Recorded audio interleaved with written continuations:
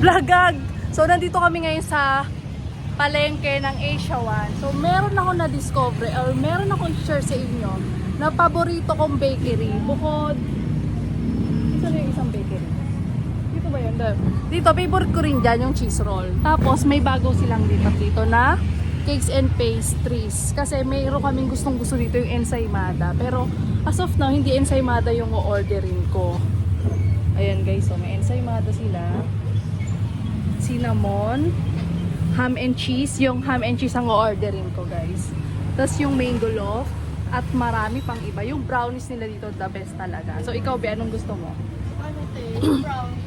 Yung brownies. Actually guys, nalaman ko lang to kay Sir. Yan, shout out kay Sir. Kasi, gahanap kami ng masarap na tinapayan. So, malapit doon sa kanila, meron doon siya na-discover. Doon sa Manpil pa to nakapwesto eh.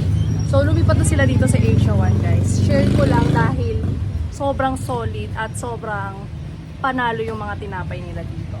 At gumagawa din sila ng cakes. By the way, hindi po to, anong tawag doon ba yun? Sponsor? Hindi, trip ko lang i-share sa inyo dahil masarap talaga yung mga tinapay nila dito. So, yun lamang po at maraming salamat. So, pabili nga pong brownies. Ilan sa'yo, Be? Ano, dalawa lang. Dalawa po. Tapos sa akin, ham and cheese po. Ilan po kami? Dalawa na rin po.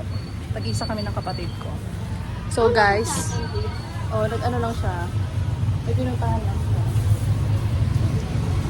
Magkano po lahat? So, ito na guys. 60 po. Oh, 60 pesos. Pero may masarap din dito sa tapat na. Ang favorite ko naman dyan guys, yung cheese roll.